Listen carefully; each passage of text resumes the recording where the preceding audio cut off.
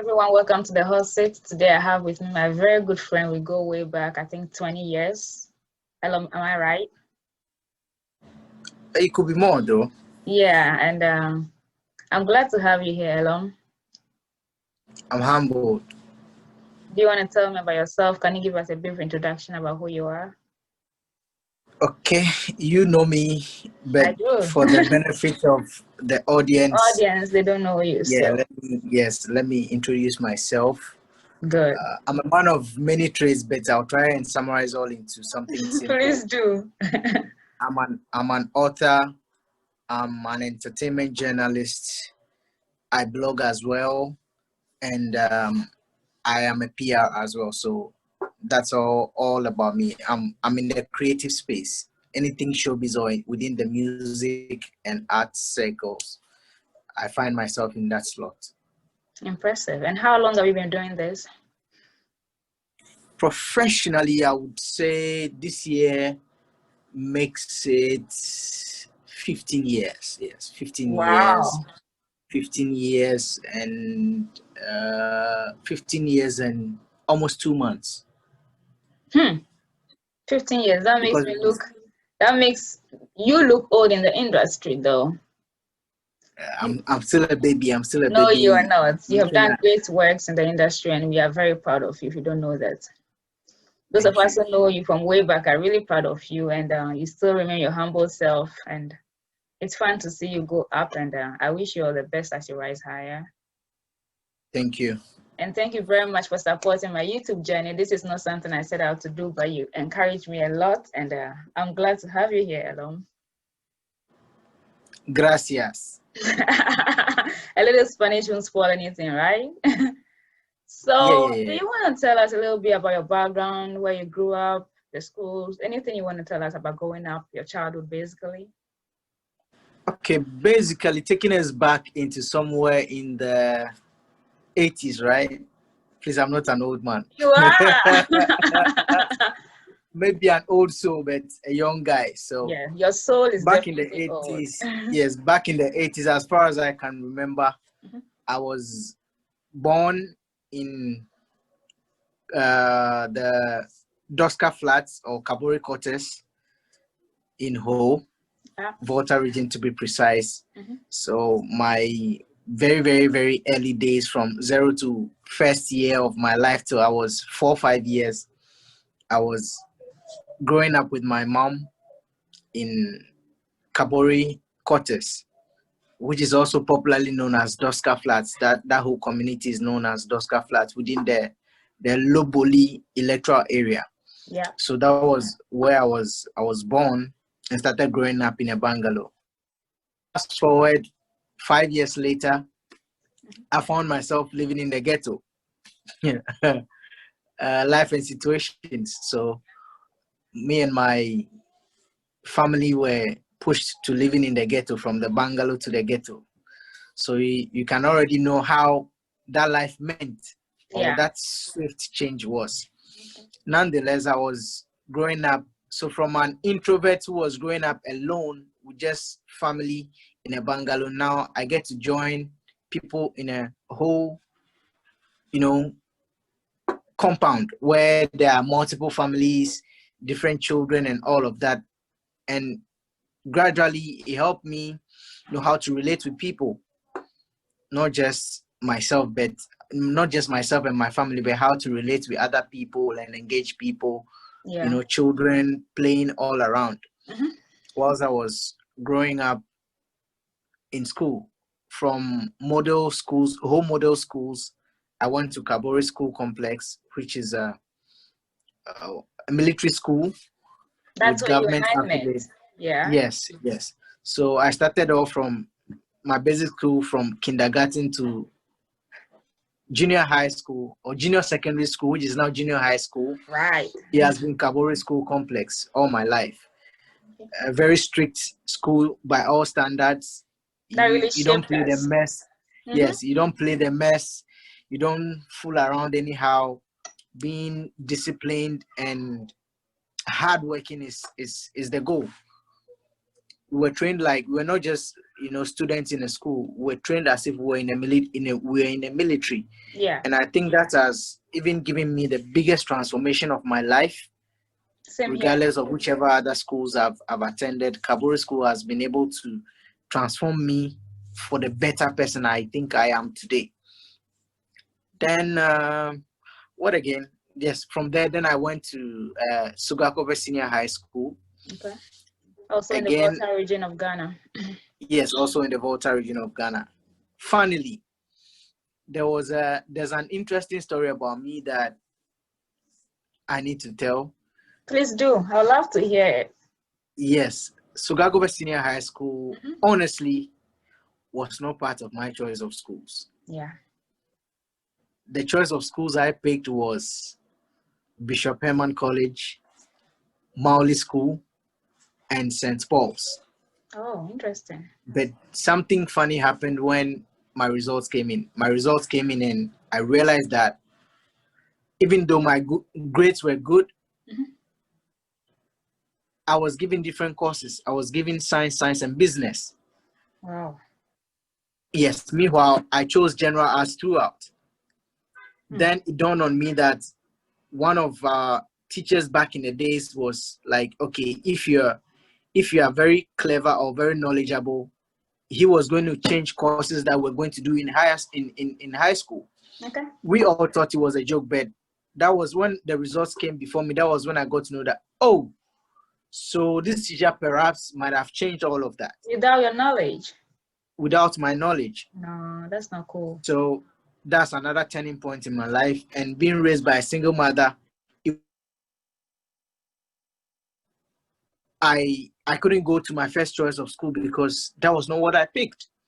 And with very scarce finances, my mom thought, okay, it would have been something that would be an easy goal for me to just go to Mauli School. And Mauli School was what I also had at heart because it was in the same town that I had my basic education, which was in Hope.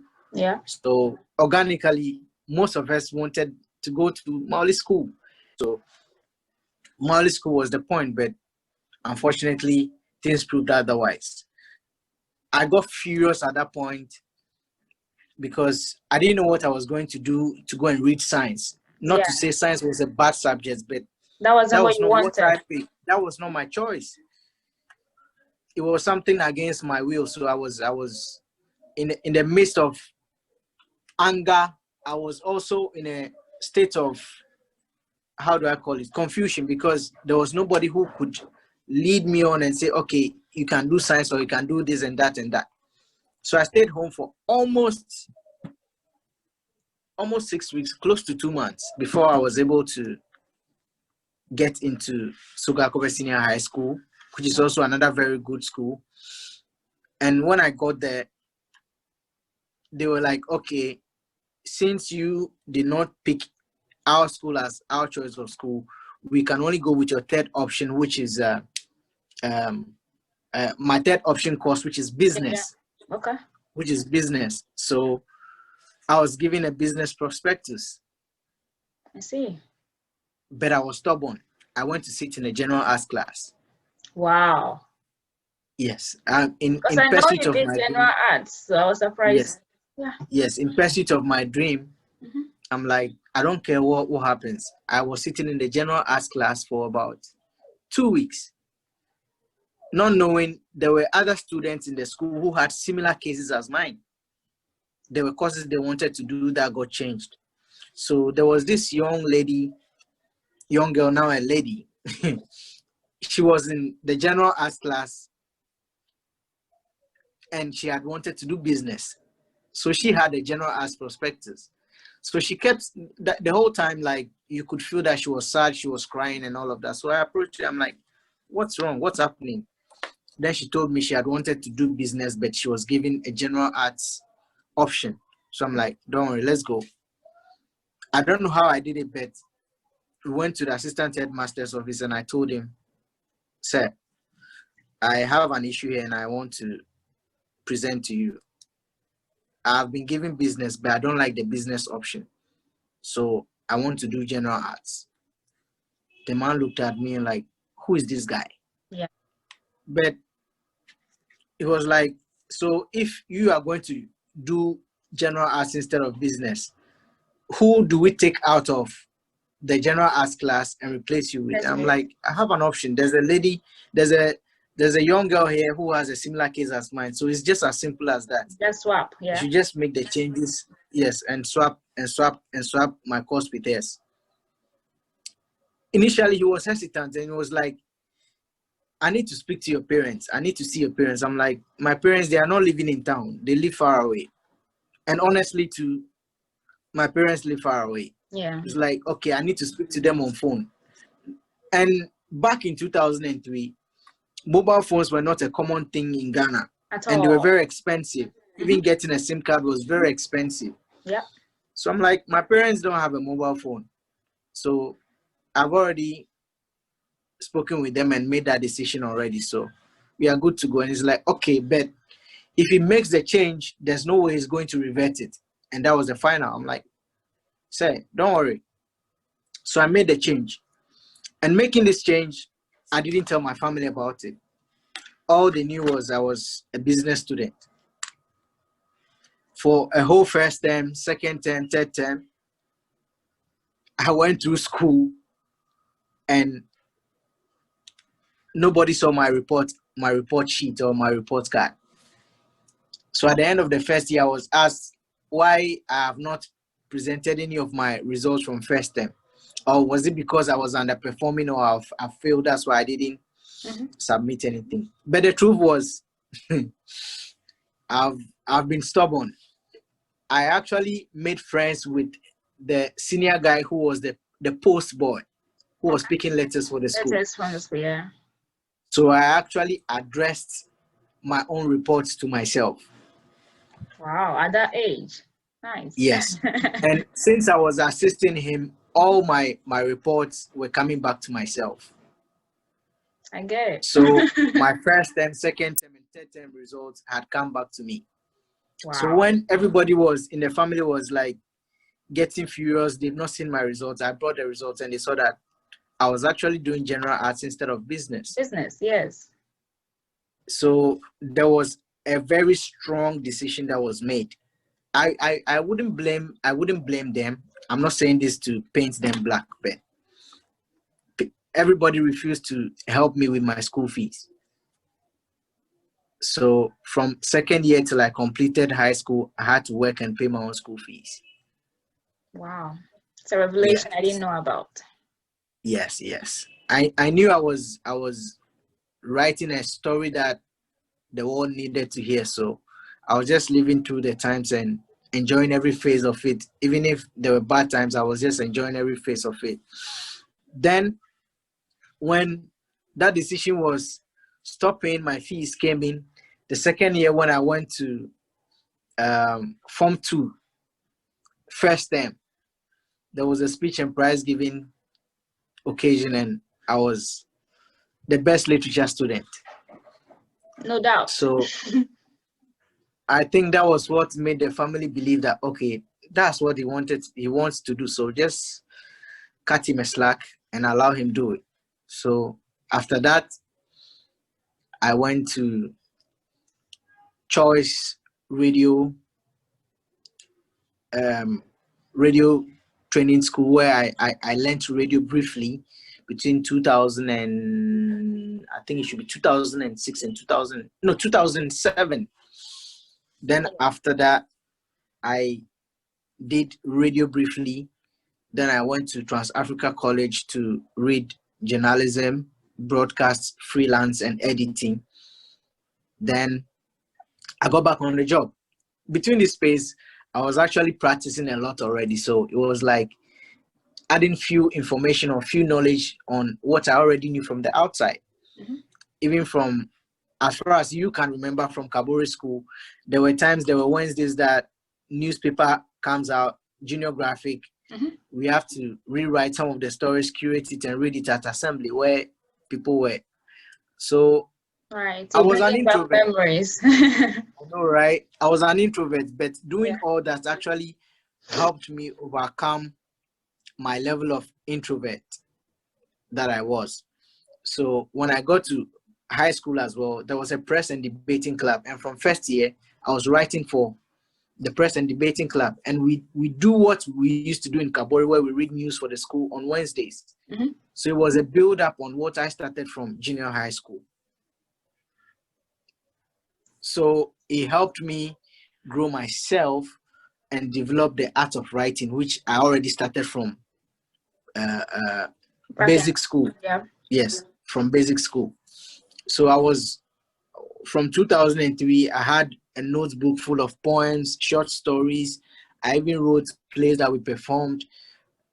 You know, the legendary Ghanaian actor, Mr. Ado Williams, at the time, I think he was the chairman of the, I forgot, some cultural group. It's across all the regions of Ghana, and he was the Center for National Culture. Yes, he was the president at the time. So 2005, there was a drama competition among schools in Volta, and my script that I wrote, that we acted, came as the best script, and I was awarded for that. Nice. And I think my play should have won the best, but acting everything out, we had some technical hitches because there were inserts that I used. You know, we used voices and sounds. The voiceovers didn't come out well. There were technical hitches, so we came second in that, but my script was the first. So that was another energy booster for the career that I'm living now. So it led me on, where I had to work with Choice FM, working with Volta Premier FM, doing some job for, doing some stringer jobs for City FM, covered elections 2008, that went into the run of 2009 for Joy FM.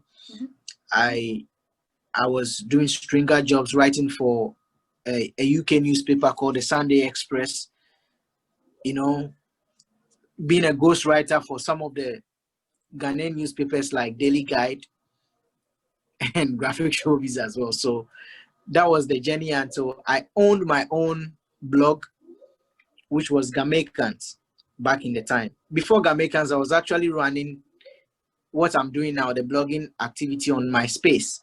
So MySpace, then Facebook got popular. So I switched everything to Facebook, and I was running stuff on there till I had my own website, doing my own blogging from Ghanaians.com to now BEENIE-THE. So I think that has been my journey so far, and working with artists, personalities from Ras Mubarak, who is now a politician. He was the first person I worked with as his official publicist. And I think he made me discover myself and develop my interest in PR, because he had just left Unique FM, I think in 2005, to go back to school, 2005, 2006, to go to school in University of Oslo, Norway. So whilst he was away, I was running his PR job, making sure I write articles for it to be published in Daily Graphic Showbiz, and all of at the Mirror. So that was where I developed my PR side. Then on to working with Stoneboy, working with Samini, working with Edem, working with Kaki, Kofi Kin, and a whole lot. Yeah, I think I've taken a lot of time, but that's all about me. You have achieved a lot. I'm blown away by your achievements. I'm very glad to be part of your life, to see you rise through the ranks. I know you're an author of a book. Do you want to mention the book and where we can find those books? Yes, my very first published book, called Love Malitis, was published in January 25, 2015, 5 years ago. I wrote the book actually in 2010, but it took me, yes. It took you 5 years to publish it? Yes, I finished writing that book in 2010, proper. I finished everything in 2010. I started writing. I wrote it in 2009 actually, between May 2009 and July 2009. Then a year on, I had to do some few edits in it to correct a few things. So 2010, I had finished my first book, but the music job takes almost all my time, and I needed to find the right time and make a lot of research. As a first-time publisher, and I'm doing self-publishing, I need to, review a lot of things before I publish a book. So it took me 5 years before I was able to publish that book in January 2015. I had done everything in December the previous year, 2014, and 2015 January, the book came out. So it's on about 120 bookstores worldwide, including Barnes and Noble, Kindle, iBooks, Amazon Books, any of the popular, if you type my name and the book title, the bookstores will come up and you would see. So that has been my journey. There are other books I'm writing, but they are skeletons. I've not finished them because most of my time, you know how I work. Yeah. Like I'm always traveling around, up and down, curating material for artists, scheduling interviews, playing gigs. So it's been quite stressful. And with writing book, you need some right frame of mind and need to be in the moment to be able to write something meaningful for public. It's not just for your personal consumption. So it takes some time, but it wouldn't be long, and they should expect another one. Okay. So I'm very proud of you. I keep saying that. I'm going to say that through the interview. So talking about your childhood, you mentioned a lot of things. I would like to ask one question. Do you think that the courses we study in high school play a role in what we become? Because you were given business, you turned it around, did arts, and you are in the showbiz industry. So I think it's linked. Do you think if you had done business, you'd have turned out differently? Okay, I'll tackle it from this point. Before you even start studying anything, the first point is passion. Yes. So regardless of whatever you study in school, the passion is what drives it. If I had had the passion for a business or a science, it would have been a good path for me to follow. But I was more leaned towards the arts. Yes. From back in the days, from 2001, me and Caleb, Senyu, and the other boys, we've been doing music and dance in school. So it was something that was already inborn. So I'm like, okay, it's like a craft. So why not turn the craft into an occupation, which I am living now? And now that I'm living it as an occupation or a profession, how do I also turn that occupation into a legacy? Right. So that's the path I'm on. Yes, things we've learned in school definitely have impact on us. We might not be studying or applying the sigma fx or the Pythagoras theorem or the Venn diagram and all of that. We might not be applying it directly in day-to-day activity, but it relates with our lifestyle and our dealings on a daily life and business. So I would say it matters. Okay. So just to add, the teacher who changed your course, who thought you were going to be good at science, I don't think they should just take a person and fit into a box and think this will be good for you. They should also look at other aspects and ask the student, what do you want to do? What are you passionate about? He didn't want to do science, but he thought because you were one of the best students back in school, he chose science for you without your knowledge or without consulting your parents as well. So what do you think teachers should do when it comes to selecting courses and guiding students as well? Okay, I think that's also from his perspective, playing the devil's advocate. I think he meant good for me. He didn't mean bad for me. He meant good for me. That was why he thought, okay, if I place you in this box, you would have been more resourceful or more performing than if you were here. Regardless of my passion, he was also looking at the best side for me. And from Africa, where you and I come from, we know how strong our parents, especially coming from the Volta region, we know how having 9-to-5 jobs mean a lot to our parents. They think if you are in a 9-to-5 job, you are well accomplished. And people who do technical jobs or are more inclined to technical skills, there's a school of thought that has it that those are not very intellectual people, or they are not clever people, or they are unintelligent people. Yeah. Meanwhile, you and I who have grown up now have come to realize that it was a fallacy. Those jobs actually are even paying more or making more meaningful ends than the 9-to-5 jobs that our parents think Yes. is more secure. Mm-hmm. Arguably, the 9-to-5 jobs are even giving people less now. Arguably. Yeah, the nine to Yes. five jobs don't pay much. You commit all Yes. your life, you work, and you go home with nothing, pretty much. Yes. And you'll be living on loans all your life. All your life. And being a self-employed or an entrepreneur too also has its own challenges. But for me and where I sit, I think is the best option I have chosen, or I can do. Being in the creatives and doing a lot of other things as uh, uh, a freelance person, I think that is the most comfortable thing I can do. Not to say it doesn't come with challenges, but I think that is the best I have done. Yeah.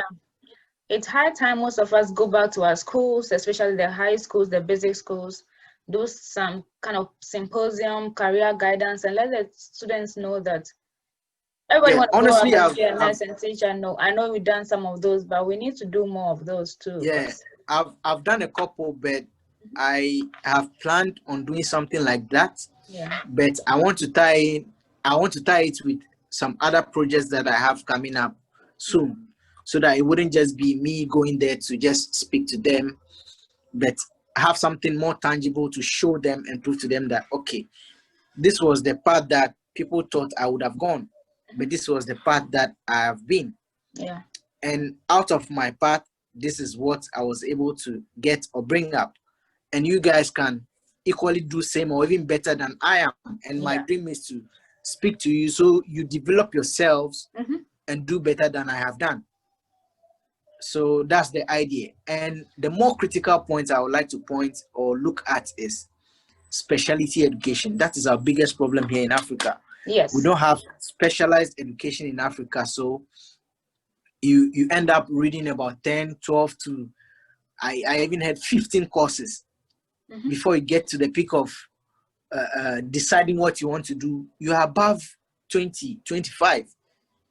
Most of your basic years, which should have been directed towards a specific course that you are passionate and more comfortable with, you end up reading a whole lot of topics that have taken a lot of your productive time.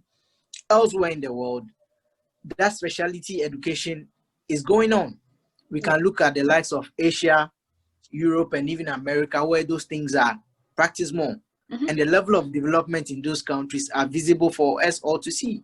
Right. Africa will read all the courses in the world and before deciding what exactly we want to do. So I think it will be something if, as a nation, I keep saying it, we should look at specialty education. If the child crosses kindergarten and is going to basic school and has identified themselves and they choose what they want to do, just give them that career guidance so they continue that journey. And our education should be more practical instead of theoretical education. It's a mess. Yes, it's a mess. The whole I'm not the best system. guy. I'm not the best guy. I'm not the best writer, but whilst I was taking care of my introvert self, there were things that I couldn't say to people or talk to people about. So I was putting all of that into writing. And that was what has helped my craft as a writer. People think writing comes to me easily, but I do have my challenging moments. As I'm sitting here, I need to present a report for about 3 albums, which I've listened to. Some I'm yet to listen to everything, but I'm supposed to put a comprehensive. If I had not developed that craft of detailing things on paper or in ink or on the keypad, how am I going to produce this result? So it's connected in varied ways. Yeah, I'm learning a lot from this interview. Our educational system needs to be changed. The syllabus they need to readjust it to suit the environment. You're reading a lot of things that don't even apply. We are all theoretical, we are all theory based, but we can't be practical Somebody has studied The worst of engineering all, for the 4 worst, years and can't put the something worst of simple all, together. the worst of all is mindset about religion and history is very, very appalling. Most of the things I've learned about religion and history, they were things that I've learned outside the classroom. Things I've learned outside the box. There are things about Dr. Kwame Nkrumah, whose birthday is tomorrow, Monday, September 21. Yeah. That I was taught about in school. We were just like the basics. Most of the things I have to learn outside the classroom and even go to his hometown and see things for myself. But we are made to learn about the colonial masters more than we learn about ourselves. They teach me about Christopher Columbus, Gettysburg, and even the shoes that they wore. Why are they not telling me about my African heritage, where I come from, and empower me with the knowledge from the past so it can help build me up? So that is the educational system that we have. So it needs to be changed. It needs to be changed. And also, I'm very happy that you mentioned that, because you had to reteach and relearn certain things on your own. So despite you in the showbiz industry, some people think, oh, you just be going around without educating yourself. But you put a lot of effort into reading. You've read wide, highly educated. You know what you're talking about. You do a lot of presentation and stuff. So the young ones, any advice for them? They think, oh, I just want to be a singer, moving around. But the interviews, you need to be intellectually sound to be able to conduct an interview, to be able to write a report, to be able to come on an interview and deliver. So we need to add that education is also important once you want to pursue your dream. What do you have to say about that? Before even education of any kind in the classroom or outside the classroom, the first form of education for every human is the self. Yeah. To teach them. I always tell people, if you spend at least 5 minutes of every single day with yourself to have your me time, there are many things you discover about yourself, about your body, about your craft that you don't even know. Yeah. Most of the time, I'm that guy who is always alone. Not to say I'm antisocial, but I like company, but I spend a lot of time around myself because I try to learn myself more. Every day, I try to learn myself. I try to discover more things about myself. Which is good. My weaknesses, I try to identify them more and how best I can overcome them. My strengths, I see how what power I possess or what I can do more comfortably and try to master that. Even the best of athletes, they still train. The best of musicians, they still train. Yes. So these things are basic things that we need to do. And once you know that, life becomes a lot more easier and simpler. And people should also understand that they need to fail. Yes. People who are scared of failure are the people who don't do it. They don't really progress. You can't start anything. Yeah. Yes. There were times I've failed miserably, but again, I have to understand and teach myself that it's a process.